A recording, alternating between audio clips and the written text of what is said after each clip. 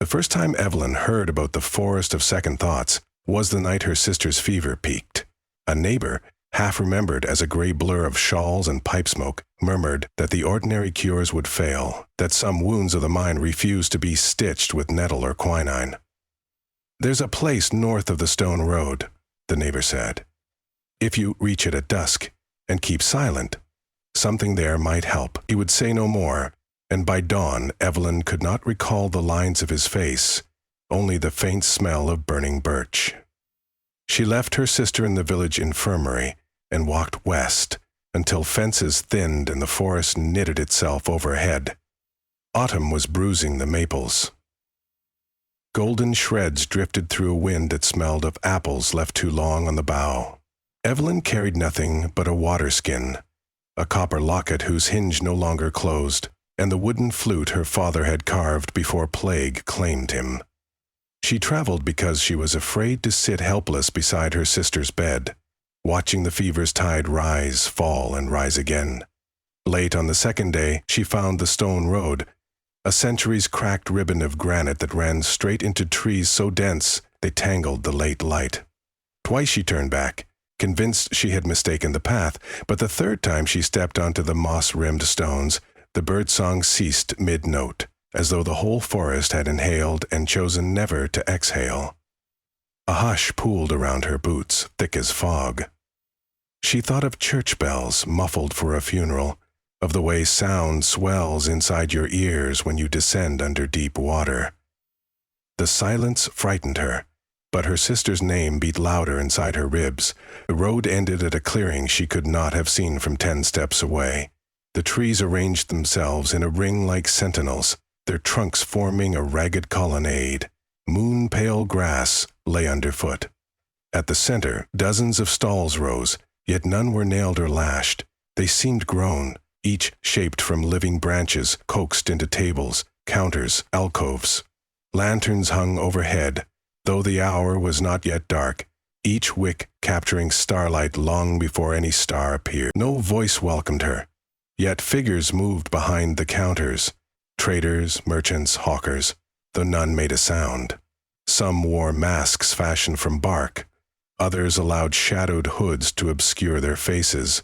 They gestured to passers-by with deliberate economy, a sweep of palm, the incline of a head, a tilt of a scale pan upon which nothing visible rested. Between stall and stall drifted customers, but they met one another's eyes rarely, as if each were bent on guarding a secret. When they did look up, their pupils glimmered blank as new mirrors. Evelyn was certain she had stumbled into a dream.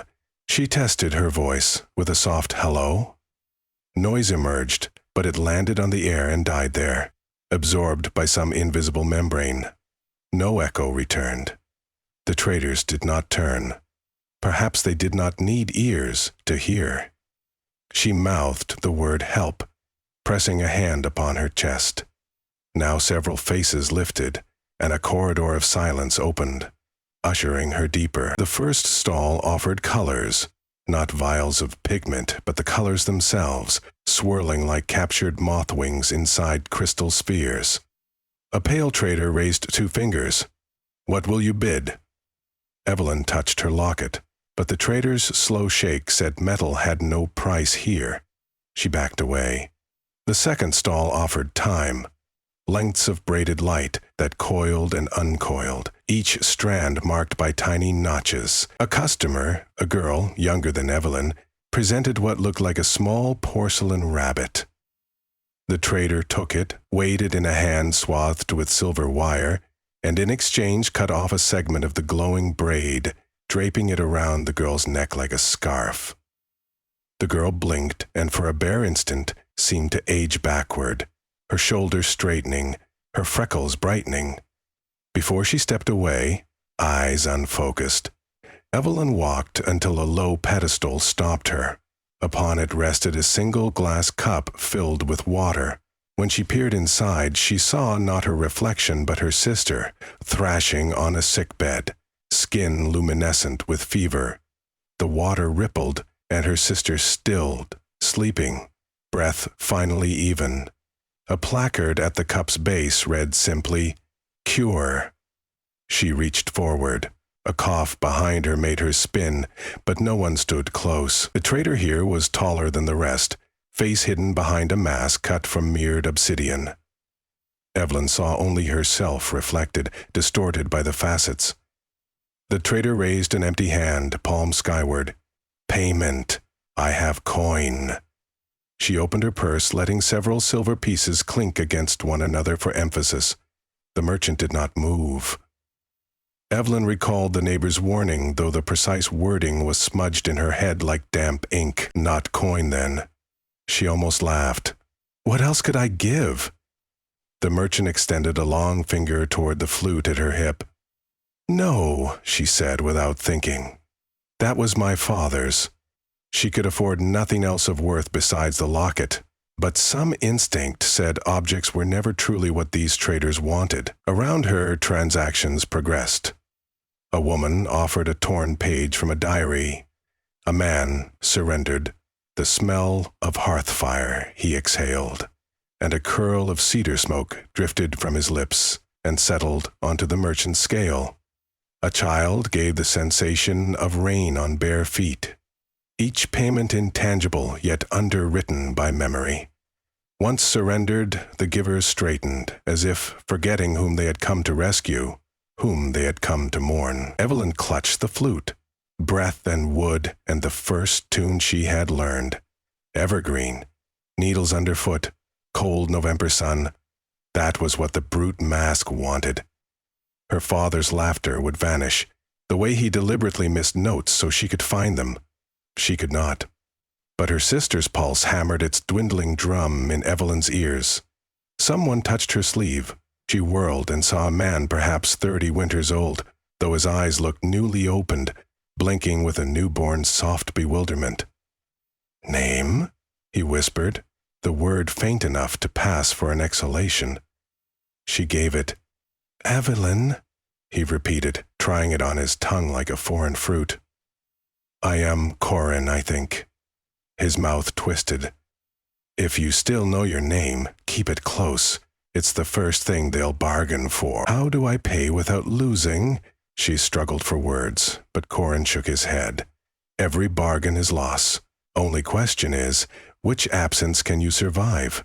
I've already traded the shape of my mother's face for the chance to say this sentence to you. In a minute, I won't know I spoke." Evelyn's chest tightened. "Is there no other cure? Something cheaper?" "The cheaper cures are illusions." Corin gestured toward a stall displaying polished stones, each holding a miniature sun. "Those burn away at dawn. Your sister would worsen." He drew a leather cord from his pocket and pressed it into her palm. "Tie this around your wrist, knot it 3 times. You'll forget the market when you leave. Everyone does, but the rope stays. If one day you feel it and wonder why it's there, you'll know something's missing, and maybe you'll come back." He smiled sadly. "Or maybe you'll be wise enough not to." Corin drifted away, gaze already glazing, as though conversation eroded what remained of him. Evelyn tied the cord. Once for courage, twice for her sister, thrice for the father she refused to trade, though the knots felt like turns in a maze she would never again solve. She returned to the mirrored mask. Wordlessly she offered the locket. That memory was safe enough. A trinket given by an aunt she scarcely remembered. The merchant did not reach. A tilt of the head indicated dissatisfaction. Next she offered a silver ring, removed from her finger. Again the stillness of refusal. "What do you want?" she mouthed. The mask's black surface rippled. In it she saw the forest path when she first entered. The hush, the twilight air thick with unspoken promise. She saw herself stepping beyond the threshold of ordinary sound. The trader desired that memory, the moment of crossing. The price, apparently, was the awareness she ever stood in this clearing. Something inside her recoiled, yet envisioning her sister's flushed face, she nodded. The merchant took. She felt it like a quick blade carving behind her eyes, and in exchange presented the glass cup. Even as her fingers closed around it, she felt a hollowing, a wind through vacant corridors. She held the cure to her heart. though she no longer knew from whom she guarded it. If someone asked what she carried, perhaps she'd call it keepsake or curiosity. Already the edges of the forest ring grew hazy, as if dawn mist shifted through every seam of the night. Voices, not heard but imagined, urged her outward. Yet as she turned, she saw Corin again. He lingered before a stall, offering compass roses embroidered upon dark silk. His eyes, faintly lucid, found hers. He mouthed a single syllable, "Go." She left the clearing. The trees opened like theater curtains, closing the final act in reverse. The hush melted.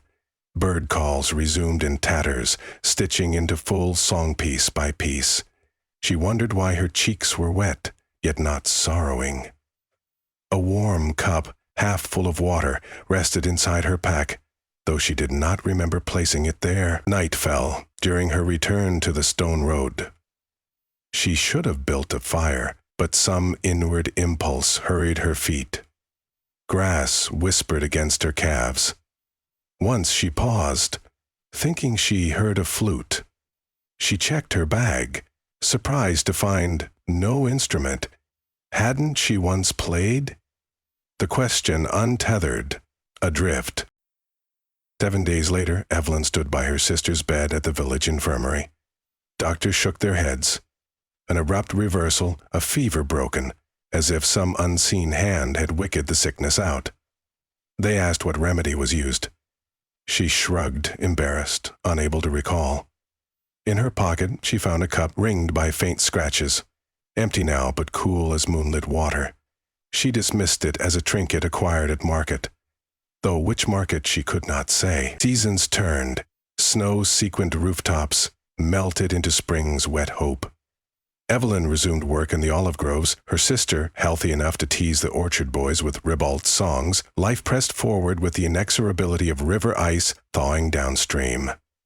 Yet, sometimes she woke before dawn, heart pounding, certain she had lost something critical, a misplaced tool, a birthday long forgotten. She would lay a hand on her wrist and feel the leather cord, brittle now, bearing 3 small knots. She traced them with her thumb, but could not remember tying them. One harvest dusk, drums summoned the village to the square. Traveling merchants had arrived. They filled the evening with laughter and pitchmen's boasts. Evelyn wove through them indifferently until a wooden stall beckoned, displaying flutes. Their polished bodies gleamed amber under torchlight. She lifted one. The balance felt familiar, head joints snug against her lower lip. Single notes slipped out, low, hollow, mournful, and villagers turned, surprised. She flushed, returning the instrument. "I don't play," she insisted, but the vendor frowned. "Your fingers remember something." That night she untied her wrist cord. The knots were tight, leather powdered under her nails. The first knot loosened with a sigh, and a blurred memory surfaced. Winter shadows, her father whittling a reed, laughter suspended like snow in still air. The second knot slid free, releasing the smell of linden trees, a locket catching sun. She hesitated at the third knot. A pressure built behind her eyes, the sense of door hinges yearning to swing. She fell asleep before deciding. Dreams came. A clearing walled by ancient trunks, stalls grown from living branches, traders whose lips never moved. She woke, gasping, at dawn. The third knot remained intact, though she did not remember retightening it. She pressed it to her lips and tasted iron and ash. Weeks later, rumors reached the village. Plague in the south, ships quarantined in harbors, voices muffled behind shutters. Evelyn's sister worried the sickness would drift north. Evelyn, hearing this, felt a childhood rhyme tickle her mind, something about a market where silence was law. She could not recall words, only the melody. She hummed it under breath, unaware that it matched the low notes she had played on the flute. Her employer paid wages in copper. She planned to buy salt and flour, perhaps a spool of ribbon. Instead, one morning, Evelyn found herself packing bread, a full water skin, and nothing more. When her sister asked where she was bound, Evelyn kissed her cheek. "Just walking," she said. Back before dark, she followed the wagon trail until the fences fell away and leaves dappled her shoulders with flickering shade. The forest welcomed her with quiet thicker than recollection. She passed the place where stone once underpinned the path, but she did not see the road. Perhaps moss had swallowed it, yet her steps aligned with something older than cartography. Soon the bristling hush enveloped her once again.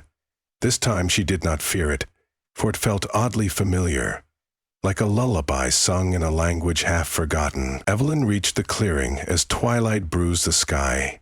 Lanterns already burned with that peculiar pre-dawn starlight. The stalls waited, unaged by seasons. She approached, uncertain what sought her feet here, caution or longing. Traders turned their masked faces toward her.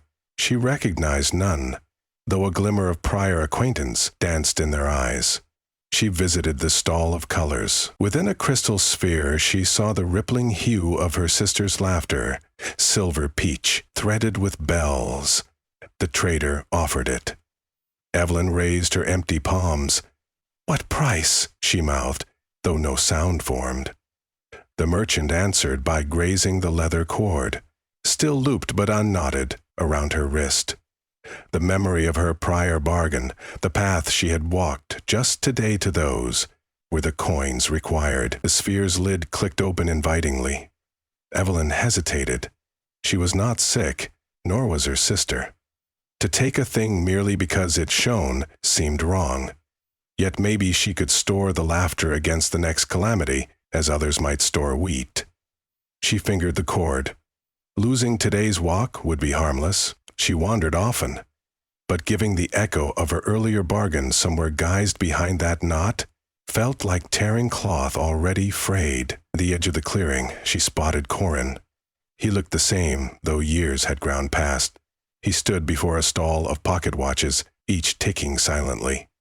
Upon noticing her, his eyes cleared as though surfacing through water. He raised a hand in greeting, very small, almost accidental. She remembered him from the dream, perhaps from life itself, though the line blurred. Corin's gaze flicked to the trader beside her, then back. He shook his head. With 2 fingers he tapped his own temple, then his heart. "Hold. Keep." His lips formed. "Not worth it." The trader with the color sphere waited, black-leaf mask impassive. Evelyn reached out and closed the crystal lid. The merchant's shoulders sank by a fraction. Neither anger nor approval in the motion, merely acknowledgement of a negotiation deferred. She walked to Corin. "Name?" he breathed, as if uncertain he still possessed one. There was Evelyn," she replied, and felt the rightness of that word ring through the clearing like chimes no one else could hear. Corin exhaled, relieved. "I kept mine too." He opened his palm. Inside lay a scrap of parchment, on which 3 letters were scrawled. A merchant tried to take the other letter last year. I ran. He smiled, wincing. Running is allowed. Remember that. Together they surveyed the silent market. Beneath masks and hoods, the traders watched. Some seemed curious, others patient. Eternity, Evelyn supposed, gave them endless chances to sell. "Why are we here?" she asked. "Because forgetting drew us," Corin said. "Memory is shaped like hunger. Lose a piece, and your mind tells you to return and eat. But if you bargain again, you only tear larger holes and come back hungrier." He gestured at the stalls. "There's another path out. Few notice it." He pointed to a gap between 2 ancient oaks where grass glowed faintly with dew. No merchant stood guard. Evelyn's fingers closed around the cord at her wrist. She thought of her sister's bright health, of olive groves silvering under sunset, of flutes inside a caravanner's crate. These, she realized, were enough. She and Corin stepped toward the oaks. Traders did not impede them. Perhaps escape was its own tax, payable only by resolve. At the threshold, Corin paused. "Next time," he whispered, "if I forget again."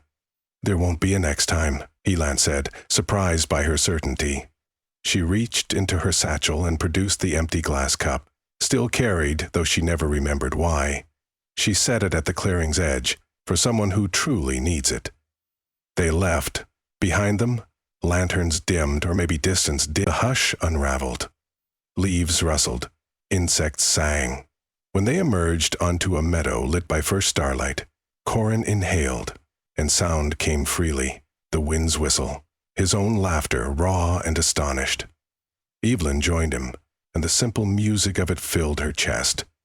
Halfway home, Corin forgot why he had been walking at dusk, yet he remembered Evelyn's name, and that together they had turned away from a bargain inadequately priced. That memory, for now, was anchor enough.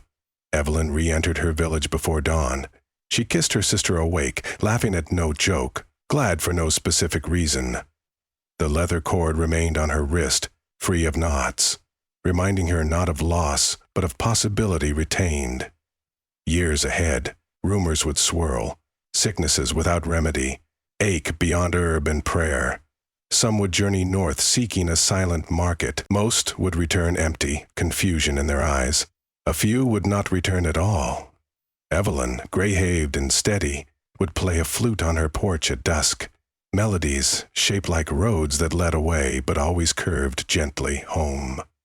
She would not warn travelers, for warnings seldom stitched the ears they needed most. But when strangers asked her name, she would give it cheerfully, whole, untraded, and if they listened to the music floating beneath her window, they might sense that some treasures are kept, not by clutching, but by refusing the terms of exchange.